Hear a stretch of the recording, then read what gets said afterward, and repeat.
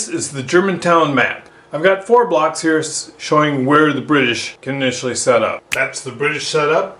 These are 2 battalions of Abercrombie's Light that are at Cliveden. Ordinarily you'd set them like that, and as they're in Cliveden, they can't be flanked. There's Cliveden, it's marked in red. I like to put them on end. It's all visual. It makes no difference for game purposes.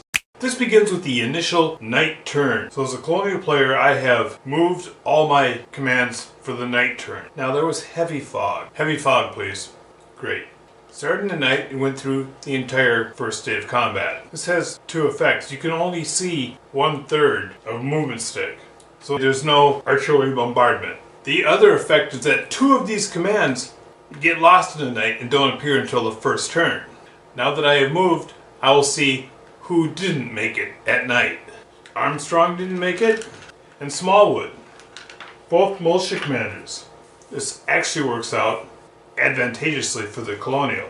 So on turn 1, I won't put their 2 chits in the cup. Their turn 1 move is essentially where they've moved thus far. Washington reaches the Germantown pike, confers with Greene, and brings his column into battle line. At this point, neither Cornwallis nor Kniphausen are here to command their troops. Howe is by himself. He has advanced his line forward, and the Queen's Rangers come this far up the road. Sullivan's command is surprised by the proximity of the British forces, and oh boy do they come out of column now. Greene's troops open up with an attack on Cliveden, or Chew House as it's popularly known.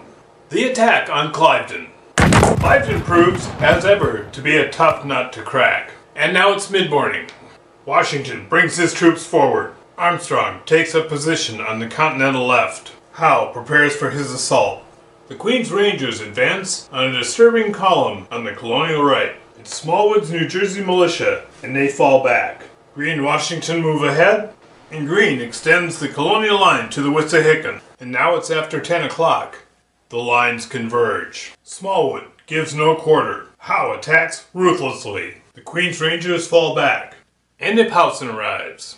The colonials stand firm. And combat erupts all up and down the line. Both lines are in a shambles. It's midday. Sullivan unpacks bags and repairs his line. Greene secures the colonial right flank north of Germantown. Smallwood's force on the colonial right continues pushing back the Rangers. Washington has Knox's artillery form a line along the wood's edge. Kniphausen has his troops press forward. Howe presses ahead, and the Rangers continue with their fighting withdrawal. And again, combat erupts all along the line. Can the colonials hold?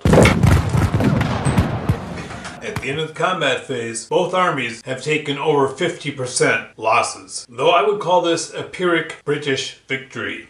Because next turn, Cornwallis arrives with some grenadiers, and they have deployed no bags. Their bags are not threatened. Sullivan had to deploy bags, and next turn they could be captured. Were this a historical battle, it would probably still be debated today who really won at Germantown. Now, if you had money riding on this, it would be 17-14. Pay up, rebel scum. Good game.